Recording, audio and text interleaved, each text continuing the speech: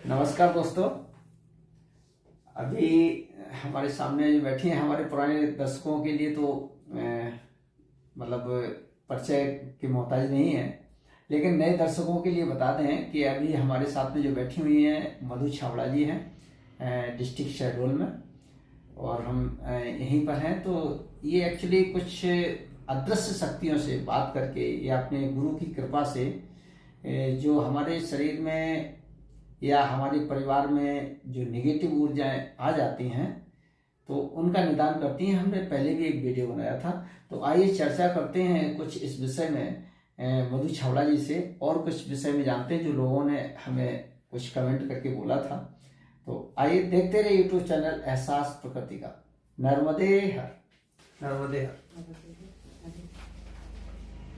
अभी पिछले वर्ष एक वीडियो बनाया था हमने तो दर्शकों के कुछ सुझाव थे कुछ और विषय पे जानने के लिए। सबसे अधिक लोगों के सवाल रहते हैं कैरियर को लेकर के। क्या इस पद्धति से या इस विधि से किसी जातक की पता किया जा सकता है कि उसका कैरियर क्या रहेगा, कब जॉब या मतलब कमाने के साधन किस तरीके से बनेंगे? जी जी। तो हाँ, इसके पहले सबसे पहले अपन जिस यंत्र के माध्यम से देखते हैं एनर्जी अगर आपकी एनर्जी खुली है, मतलब ओपन है, जैसे पॉजिटिविटी आ रही है बॉडी में, तो आपके सारे कार्य बनेंगे। फिर कुंडली है, समय के आधार पे कौन सी दशा अंतर दशा पे कौन सा कार्य होगा, कैसे ग्रहों की स्थिति है, उसके आधार पे जॉब मिलता है समय के आधार पे। और लेकिन उसके पहले अगर मान लीजिए हमारी ऊर्जा बंद है कहीं से, चाहे ये पितृदोष से हो या कोई देवी देवताओं के दुष्ट होने से या कुल देवी देवताओं से, या कहीं से कोई एनर्जी नेगेटिव ऊर्जा हमें अपने इन्फ्लुएंस में ले रखी है, तो वो फिर काम नहीं बनते, वहां पे प्रॉब्लम आएगी। वो कितना भी कोशिश कर लें काम नहीं, क्योंकि जहां भी जाएंगे उनकी जो ऑरा है वो नेगेटिव है, तो वो प्रभावित करेगी, आगे काम नहीं बनता। इसलिए लोग परेशान। और ज्यादातर लोगों में यही स्थिति है, या तो पितृदोष से बंधे हैं, या देवी देवता संत के अवहेलना, भगवान के अवहेलना, मतलब बहुत सारी एनर्जी जो हमें प्रभावित करती है जीवन में। यहाँ तक कि पेड़ पौधे भी, कोई भी हमने कैसे उसको तोड़ दिया तो उसका भी दोष आता। तो ये बहुत सूक्ष्म एनर्जी बॉडी में काम करती है। इसलिए हमारी सोच, कर्म, विचार सब कुछ बहुत पवित्र होना चाहिए। मतलब हमारी रोजमर्रा की जिंदगी में जो हमसे जाने अनजाने अपराध हो जाते हैं, जी। जैसे हमने किसी पौधे को उखाड़ के फेंक दिया है, तोड़ दिया है, तो ये भी एक अपराध माना जाता है। बिल्कुल, इसलिए शास्त्रों में पहले से ही कह दिया गया जी कि ये अपराध, कि अपन जो प्रार्थना करते हैं तो क्या है, अपराध सहस्राणि क्रियन्ते अहर्निशम दासो मत्वा क्षमस्व परमेश्वरी। ये हम क्षमा प्रार्थना की पद्धति है कि अपराध सहस्राणि, मतलब सहस्राणि हजारों, हम हजारों अपराध क्रियन्ते अहर्निशम, मतलब रात और दिन में हम हजारों अपराध करते हैं। इसलिए एक तो क्षमा प्रार्थना का विधान है।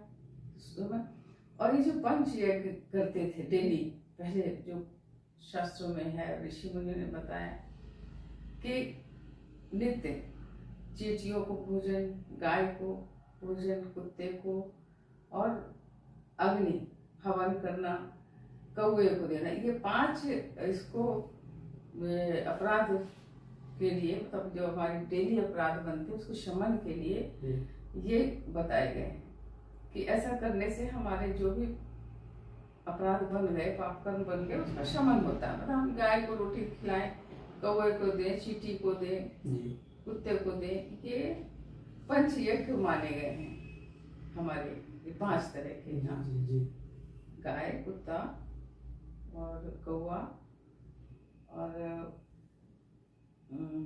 चींटी और यज्ञ, हवन देवताओं के निमित्त। तो इस तरह से 5 यज्ञ करने से ये हमारे रोज के अपराध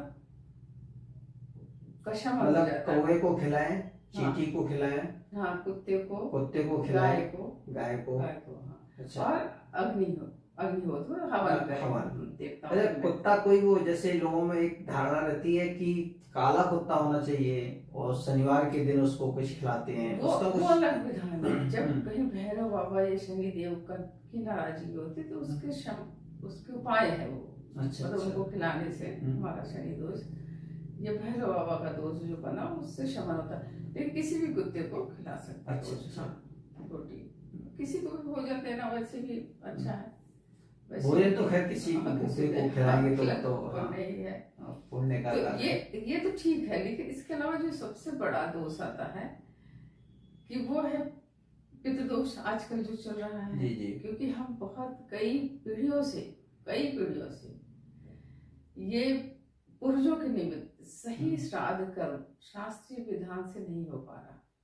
शास्त्र में ये है कि घर का सबसे बड़ा बेटा करे, है ना, और फिर वो पात्रता देख के होता है, विधान सही हो, आचार सही हो, स्थान सही हो। जब चारों चीजें अनुकूल होंगी तो फिर उनका पूर्वज जा पाते हैं। अच्छा। हाँ, ऐसे जैसे किसी की कुंडली में कोई देखा, चाहे लड़की हो, चाहे बीच का हो, छोटा हो, वो जाके कहीं भी पूजा करा दे, चाहे भले त्र्यंबकेश्वर जाए कहीं भी, तो वो मुक्त नहीं हो पाते। समस्या वही की वही रहती है।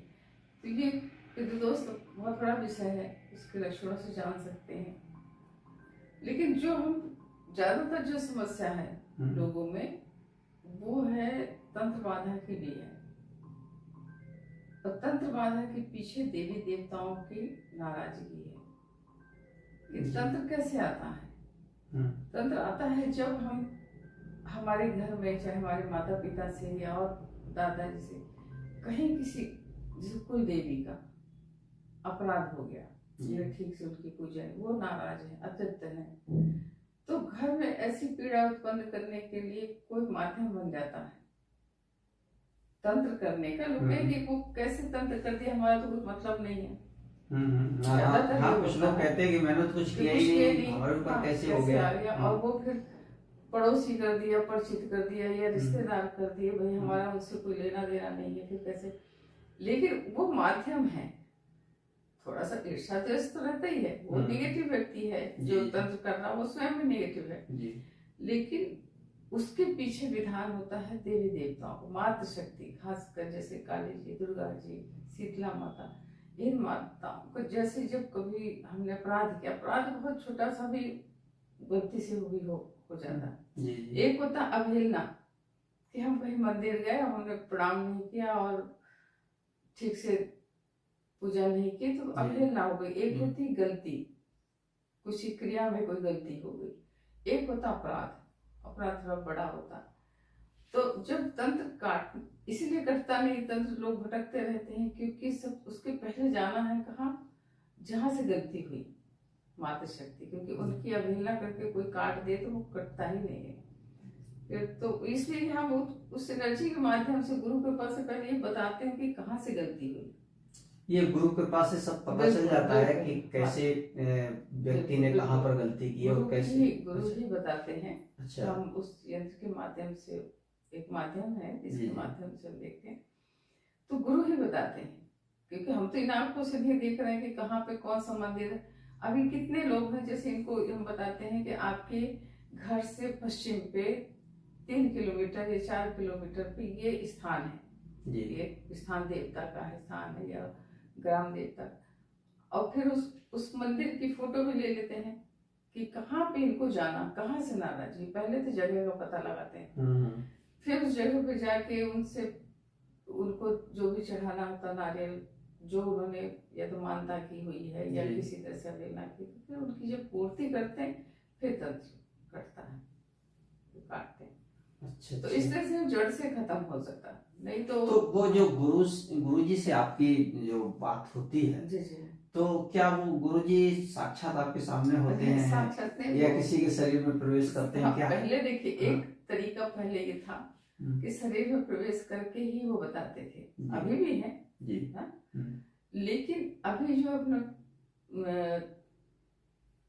स्कैनर है, जी हमारा स्कैनर, जी ये भी एक तरह से एक ऊर्जा को कनेक्ट करने का एक मतलब माध्यम है ना, एक उपकरण है वो। जी तो उससे हमें आंसर मिल जाता है, उस एनर्जी अच्छा, को हम उसमें बुलाते हैं, आवाहन करते हैं एक तरह जी से। जी कॉपर रॉड है, जैसे कॉपर रॉड इलेक्ट्रिक को कनेक्ट करता है बस उसी तरह से। तो हमें हाँ ना में उसमें जवाब मिलता है हमें। अच्छा अच्छा हम पूछते हैं और बिल्कुल एक्यूरेट होता है वो, क्योंकि बहुत चाहे विदेश में हो, देश में हो, कहीं भी हो, जाना जा सकता है फिर कौन सी एनर्जी आई। अभी जितने ज्यादातर लोग पीड़ित हैं, कहीं भी जाते हैं वहां से उनके साथ कोई एनर्जी आ गई। अभी दिल्ली में अभी आज ही बात हुई, तो वो बालाजी गए हुए थे, तो वहां पे क्या था, बहुत सारी एनर्जी है, नेगेटिव ऊर्जा वहां पे रहती है। जी जी वो सब साथ हो लिए। अब वो कह रही है कि वो मतलब जो बहुत शांत रहते थे उनके पति, अचानक बहुत गुस्सा करने लगे और बोले ऐसा तो कभी करते नहीं थे। फिर वो जब यहाँ संपर्क किए तो देखे तो एनर्जी थी। तो गुरु कृपा से वो भी हटाते हैं तो वो रिलैक्स हो जाते हैं। तो एक कारण नहीं है कि हम पर्टिकुलर एक कारण बता दें, इसके कारण 2 साल तक कई कारण मतलब वो बालाजी गई थी पूजा के लिए और वहां से पूजा तो की उन्होंने और साथ में मतलब नेगेटिव एनर्जी भी लेके कोई भी जाएगा वो वहां पे इतनी ऊर्जाएं हैं वहां पे, जैसे लोग प्रेत राज तो सभी के साथ ऐसा होता होगा? ज्यादातर लोग, हाँ सभी के साथ लगभग लोग। अच्छा। हाँ, क्योंकि बाहर उसके अंदर तक रहेंगे तो लोग कहते हैं हम बड़े ठीक थे, लेकिन जैसे बाहर आते हैं वो गेट के तो बहुत एनर्जी साथ में हो लेती है। अच्छा। तो कहीं हाँ कहीं कोई किसी का एक्सीडेंट करा भी देती है, कहीं कोई घटना घट जाती है घर में आके, लेकिन लोग को पता नहीं और वो जान भी नहीं सकते, और बड़ा मुश्किल है ये विषय। मतलब इसलिए तो अपनी आध्यात्मिक ऊर्जा को खूब बढ़ाएं, ईश्वर का नाम जप करें। जैसे कुछ अभी एक हमारे पास एक फोन आया था, वो हमने डिस्कस नहीं किया आपसे और किसी से भी नहीं, वो एक्चुअली बहुत परेशान थे। उनकी कहानी ये थी कि उनका एक परिवार का मेंबर, अब हम ये नहीं बताएंगे कौन था, वो चला गया उनको छोड़ करके। अब वो बहुत परेशान है, तो क्या कोई ऐसा उपाय है कि उसको वापस बुलाया जा सकता है? हाँ, उससे कनेक्ट करके हम उससे बात करते हैं। नहीं, अगर वो नहीं मिल रहा है, उसे पता नहीं चल रहा है कि वो कहाँ है, किस स्थिति में है, खो गया या नाराज होके चला गया, या किसी अपने मन से चला गया, जैसे इस दुनिया से जो चले जाते हैं उनको वो तो अलग हो गए, उनको तो बुला सकते हैं। अच्छा वो आ जाती है, एनर्जी आती है, फिर उन्हीं से पूछते हैं, है ना। लेकिन जो खो गया है व्यक्ति, जी जी, तो उसके नाम से ये कह सकते कि हाँ मतलब कहाँ है, क्या है, किस दिशा में है, ये सब तो बताया जा सकता है।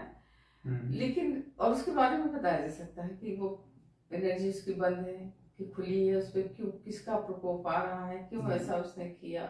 ज्यादातर पितृदोष वालों के घर में ये स्थिति बनती है। अच्छा, हाँ, घर से बाहर चले जाते हैं क्योंकि एनर्जी ही रहती है उसके अंदर। जितने भी साधु संत ज्यादातर जो घर से निकल जाते हैं या बन जाते हैं, ये सब दोष वाले लक्षण है। अच्छा, हाँ, क्योंकि वैसा ही तो उनको वापस बुलाया जा सकता है? वापस हाँ मतलब बुला सकते हैं अगर कोई तंत्र है, मान लीजिए उसके ऊपर, है ना, कोई ऐसा उच्चाटन क्रिया है कि जिसके कारण हो गए, तो उसको तंत्र काटा जाए, अपनी एनर्जी में आए तो फिर आ सकते हैं। दूसरा, अगर पितृ दोष है तो पूर्वजों की मुक्ति की जाए तो वो आ सकते हैं। अच्छा, मतलब पहले तो अपन कारण देखते हैं कि आखिर ये क्यों गया, किस एनर्जी ने इसको भटकाया, ये पूछते हैं। कुछ लोगों का हम थोड़ा सा अलग हट के प्रश्न करेंगे आपसे। कुछ लोगों का जैसे ये होता है कि अरे ये तो सब समाज में भ्रांतियां फैलाई जाती हैं, ऐसा कुछ नहीं होता है, तो ऐसे लोगों के लिए क्या होता है जो इन चीजों को बिल्कुल ना माने, और वो जब तक उनमें पड़ेगी नहीं, जब उनके ऊपर वो समस्या आएगी नहीं तब तक उसको रियलाइज नहीं करते।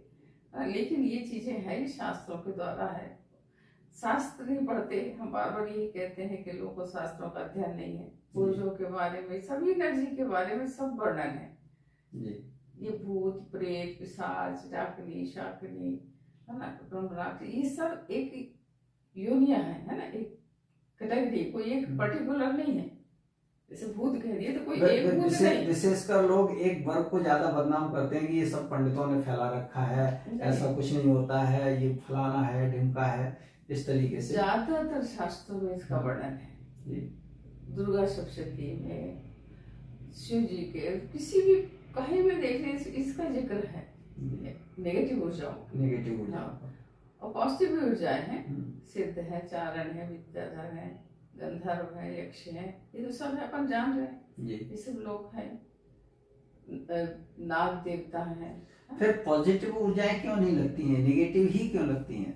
हमारा चूंकि विचारधारा, हमारा कर्म सब नेगेटिव है, इसलिए तो नेगेटिविटी को आकर्षित करती है जी। हम इसीलिए हमें पॉजिटिव रहना बहुत जरूरी है। स्वच्छता सबसे पहले है ना, उठना सुबह सूर्योदय और पूजा करना, भगवान का ध्यान करना। तो जितना हम पॉजिटिव एनर्जी से जुड़ेंगे उतनी हम नकारात्मक ऊर्जा हमको नहीं टच करेगी, नहीं आएगी। सुबह उठना तो कोई जानता ही नहीं है और या 10 बजे जब धूप निकल आती है तब सोचते हैं कि अब सब कुछ कलयुग का प्रभाव मानिए या जो भी है, तो सबका ये हाल है। लेकिन अगर हम अपने मनोबल, आत्मबल को बढ़ाएं तो सब संभव है, सब संभव है और बहुत अच्छे से जीवन जिया जा सकता है। लेकिन लोग करना कुछ नहीं चाहते, पाना सब चाहते हैं जी। तो वो असंभव, तो भटकने के अलावा कोई कुछ नहीं। तो आपके पास काफी दूर दूर से लोग आते हैं, तो उनमें कितने लोगों का रिजल्ट सही रहता है? हम तो कहेंगे कि उन्हीं से पूछा जाए, बल्कि उनका वो ले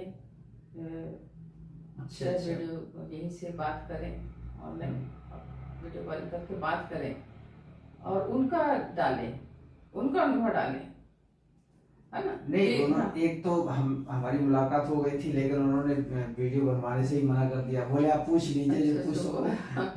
वीडियो बताएंगे, कई लोग हैं जो आप वीडियो से बना सकते हैं। अच्छा ऐसे लोग हैं जिनका हम वीडियो बना सकें? बिल्कुल, कई लोग हैं, पूछ लेंगे अपन। अच्छा, हाँ, अगर ऐसे लोग मिल जाए तो होता क्या है कि कुछ लोगों की भ्रांतियां ये भी रहती हैं कि यूट्यूबरों को तो मसाला चाहिए, कहीं से भी उल्टा सीधा बनाया और डाल दिया अपनी टीआरपी बढ़ाने के लिए। ज्यादातर लोग कहते हैं कि हाँ पहले आए, कई लोग हमसे पूछते हैं कि आप अपने बारे में बताइए, क्या है, कहाँ से साधना, क्या हीलिंग करते हैं, क्या करते हैं। तो हम कहते हैं आप पहले आप बताओ, आप पात्र हो जानने के, अधिकारी हो कि हम क्या करते हैं, क्या नहीं किया। ये आपको 10 मिनट में हम बता दें, यहाँ से हम बता रहे हैं, आप मान रहे हो हम क्या बता रहे हैं आपको। तो आप पहले आइए, यहाँ रुकिए, गाते देखिए, बात करिए, समझिए और लोगों से भी पूछिए, फिर मानिए। इसलिए हम लोग मोबाइल पे ज्यादा समाधान फिर नहीं करते, पहले करते थे। एक बार आइए, एक बार आइए तो अच्छे से आपकी क्या क्या समस्या है, कहाँ से है, आप फिर जानिए। पहले तो आप केवल नाम और फोटो दीजिए, अभी भी देख सकते हैं हम, लेकिन ये कि हाँ सब कर सकते हैं, ऑनलाइन भी सब कर सकते हैं। लेकिन लोग हम चाहते हैं एक बार आए, पहले समझे कि आप कहाँ जा रहे हैं, किसके पास जा रहे हैं, क्या करा रहे हैं। क्योंकि ऐसे में क्या होगा, लोग जादू नहीं है कि हम यहाँ से कॉल कर और आप ठीक हो जाएंगे। आपको ही अपनी पद्धति बदलनी है और ठीक करना है, जो जो समस्या है उसको दूर करने का उपाय बताया जाएगा। तो ऐसा है, तो सबका एक तरीका है, सबका समाधान है। मतलब अब ये है कि एक बार जातक को यहाँ आना चाहिए, आ जाए तो इसलिए कहते हैं पद्धति देखे कैसे क्या करते हैं, जिससे आपको विश्वास हो। अच्छा, सबसे बड़ा एक प्रश्न ये आता है, सबसे लोगों का सबसे बड़ा ये आता है कि लोग मतलब इस तरफ आना चाहते हैं या अपनी परेशानी बताना चाहते हैं, लेकिन उनके मन में एक डर कहीं ना कहीं ये रहता है कि पता नहीं कितना खर्चा आएगा, खर्चे को लेकर के, और पैसा हम दे भी दें तो पता नहीं वो ठीक होगा या नहीं होगा। मतलब ये दुविधाएं बहुत रहती हैं मन में। ये कहीं भी देखिए, डॉक्टर के पास भी जाते हैं, ये बोल देते कितने ऑपरेशन, इतने लाख रुपए लगे, लेकिन वो साइन भी करा लेते हैं कि हमारी गारंटी भी नहीं है। एक बात तो वो यहाँ तो हम कहते हैं कि नहीं, आप जब तक ठीक नहीं होते तब तक आप हमारे संपर्क में रहिए।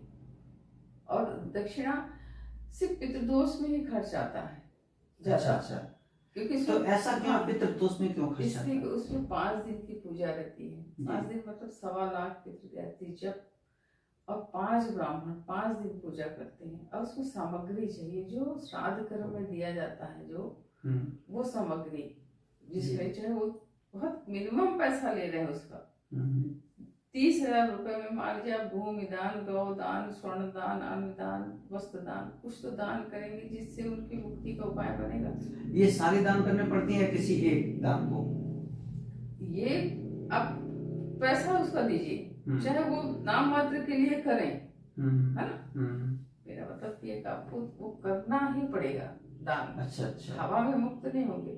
बाकी जो हम जैसे एक ब्राह्मण का 1,500 रुपए दक्षिणा लेते हैं एक दिन का, जिसमें 1,100 मान लीजिए उनकी दक्षिणा, तेल का खर्चा, दूर से आते हैं। ये 1,500 रुपए आज की डेट में है, यानी ये वीडियो अगर 4 साल बाद कोई देखेगा तो ये उसमें वेरिएंट कम ज्यादा हो सकता है। अच्छा, आज की जो महंगाई के हिसाब से ये मिनिमम है, क्योंकि गांव यहाँ के पंडित हमें शहरों में तो शहरों में तो और महंगा हो जाता है। जी। जिसमें दोपहर का इनका फलाहार का सब इंक्लूड है, तेल का खर्चा, पेट्रोल का, प्लस उनका सारा दिन वो जब करते हैं, सुबह 9 बजे से रात को 8-9 बजे तक, बीच में फलाहार लेते हैं।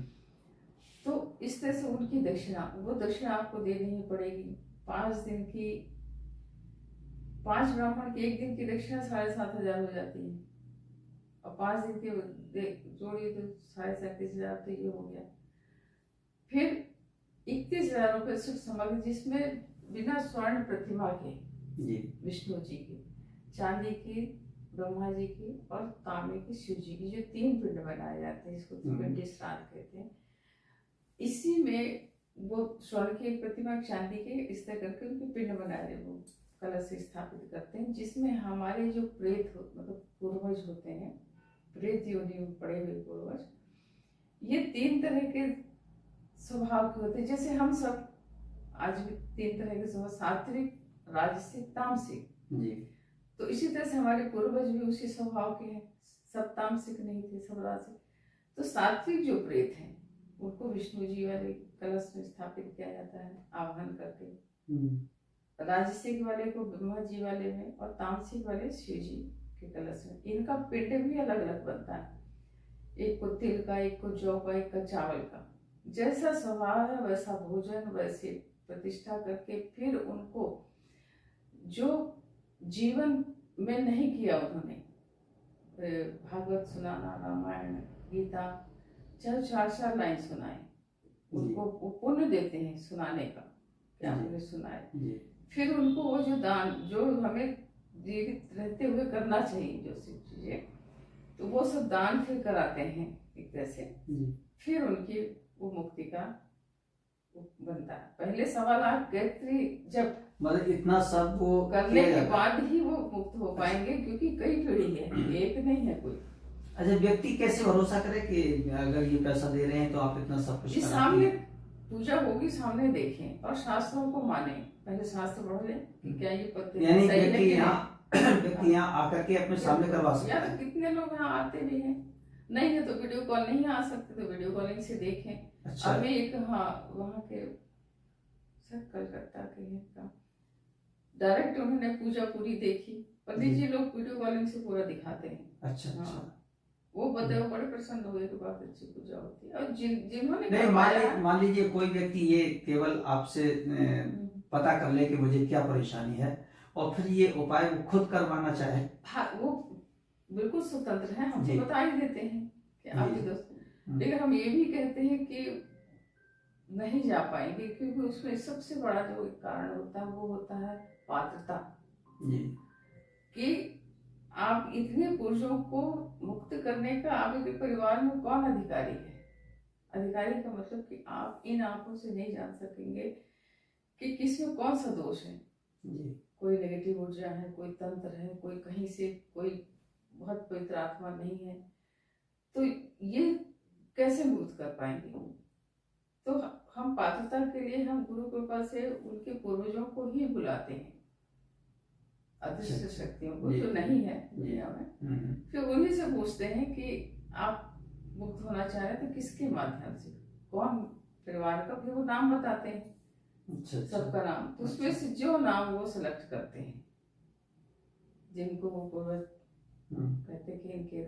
आजकल जो वर्ण संकरता है सबसे ज्यादा, इसकी वजह से लोग पूर्वज नहीं मुक्त हो पाते हैं कि जिस घर के कई मेंबर, किसी को नहीं पता कहाँ क्या ब्लड लाइन है, उसके तो नाम से तो है ठीक है घर के ही सदस्य, लेकिन वो उसमें वर्ण में क्या है, इसलिए ये दोष सबसे ज्यादा। यहाँ तो कई लोग ऐसे आते हैं जो दो भाई हैं साथ में बैठे हैं, एक के ऊपर पे दोष, एक के ऊपर नहीं, कितने लोग, तो ये भी एक समस्या, इसलिए हम पूर्वजों से ही पूछते हैं, तो वो तो जान पाते हैं कि किसके द्वारा होना। तो सबसे बड़ी समस्या ये वर्ण संकर की भी है, बहुत ज्यादा इस समय, और इसका कारण है ज्यादातर लोग कहते हैं कि अब 20 पीढ़ी 18 पीढ़ी निकलता है पितृदोष, 20 पीढ़ी का, ये 18 पीढ़ी, ये 15 पीढ़ी, तो इसके पीछे हम जब पूछते हैं कि ऐसा इतना पीढ़ी से क्या लोग मुक्त नहीं कर पाए, तो आता है कि दरअसल जो हमारी शुरुआत हुई 20 पीढ़ी मतलब 100 वर्ष, मान लीजिए 5 पीढ़ी भोग की, दादा पिता पुत्र नाती पोता, इस तरह से ना, तो 100 साल में मान लीजिए 5 पीढ़ी भोग कर रही है, तो 500 साल पहले अगर आप जा रहे हैं तो क्या होगा, मान लीजिए 2000 चल रहा है, 26 चल रहा है जो भी, तो मान लीजिए अपन 1500 1600 सन में चले गए, है ना, 1600 1700 1800, उस समय की स्थिति क्या थी, मुगलों की थी, उसमें धर्म कर्म का बहुत हानि हुई, ये जो अपना वैदिक धर्म का कोई करने के लिए स्वतंत्रता नहीं थी ना। उसके बाद फिर अंग्रेज आ गए, वर्ण संकरता स्वाभाविक बनी, ऊपर से धर्म कर्म भी नहीं बन पा, तब से पूर्वज भटक रहे हैं, तभी इतनी लंबी पीढ़ी आती। अच्छा, अब मैंने बताया कि 100 साल मान लीजिए 5 पीढ़ी भोग की, और हम 20 पीढ़ी बता रहे हैं, मतलब कितने साल पहले के पूर्वज हैं। अच्छा, यहाँ एक प्रश्न और आता है कि जैसे लोगों को मानना है कि आत्मा शरीर को छोड़ती है तुरंत नया शरीर ग्रहण कर लेती है, तुरंत नहीं करती। अच्छा, बिल्कुल। हाँ, ये लोगों का सबसे ज्यादा अधिक मानना है। पहली बात तो अकाल मृत्यु वाले तो बिल्कुल नहीं कर पाते, क्योंकि अच्छा, अपनी उतनी आयु वो उस स्थिति में भोग करते हैं। हाँ, आपने अक्सर देखा कि जब त्रयोदशी क्यों की जाती है, नहीं कहते कि ये 10वीं जी त्रयोदशी, 10 दिन, हाँ 12 दिन तक तो वो घर के ही आसपास रहते हैं, पेड़ के पास टंगे रहते हैं। अच्छा, हाँ, जब त्रयोदशी की तिथि जब होता है, जब 10वीं पिंडदान वगैरह होता है, तब फिर उनकी गति ऊर्ध्व गति, कहीं और की गति बनती कर्म के विधान पे। तब तक तो घर के पास रहते हैं, वो घर में ही रहते हैं, फिर वो कर्म के आधार पे फिर उनकी गति बनती। जो पितृ दोष वाले हैं वो वही परिवार में ही बंधे रहते हैं, ब्लड लाइन में रहते, वो नहीं जा पाते। बाकी लोग फिर जहाँ ईश्वर ने जिसका जैसा विधान है, जैसा कर्म है, उसके आधार पे जाते हैं। कई लोग की आत्मा जैसे देखते हैं, आत्माओं के द्वारा कार्य होता है, तो देखते हैं कि वो आए हैं कि उनके लिए कहा जाता है कि इनको अभी भजन करना है जी, तो भजन करके कई लोग अपनी फिर ऊर्ध्व गति बनाते हैं। अच्छा, हाँ, ऐसा नहीं तुरंत जन्म हो गया, तुरंत नहीं होता है। अच्छा, ऐसे ही अभी हमने एक वीडियो और शूट किया था उज्जैन में, तो उनके जो गुरु हैं वो प्रेत योनि में, और बता रहे बहुत अच्छे ऋषि थे, कोई छोटी सी गलती हो गई थी तो उनको श्राप दिया गया, तो 10,000 वर्षों का उन्हें प्रेत योनि का वो शरीर दिया गया है। तो उसमें बता रहे हैं 250 वर्ष रह गए उनके, बाकी का तो उन्होंने सब भोग लिया है। बहुत ऐसी आत्माएं जिनसे आप प्रत्यक्ष बात कर सकते हैं, जो जिसके के ऊपर सवार होके आते हैं। अच्छा, कितनी वीडियो है और कितने लोग प्रत्यक्ष अपन रोज देखते हैं कि उसके अंदर हावी होके वो सब बता रहे हैं कि मैं यहाँ से आया हूँ, मैं ये हूँ। चलिए, बहुत अच्छा लगा आपसे ये मिलकर के, बहुत गूढ़ विषय है। हाँ, सबके इसमें तो चर्चा अगर करें तो बहुत विस्तार विषय, समझ के परे भी है। जी। चलिए, हमारे दर्शकों को कुछ तो भ्रांतियां दूर हुई होंगी। हमारी एक भ्रांति हमारी ही थी कि मतलब शरीर अभी छूटा और आत्मा दूसरे शरीर में चली जाती है। ऐसा कर्म मैं के भी मानता था। आधार पे है, उसके बाद कौन सी योनि मिलती है। ये जितने जीव जंतु कीड़े मकोड़े कौन है, ये सब हम ही सब है। अच्छा हाँ, अच्छा जो भोग योनि में पड़े हुए हैं। हाँ। चलिए बहुत अच्छा लगा।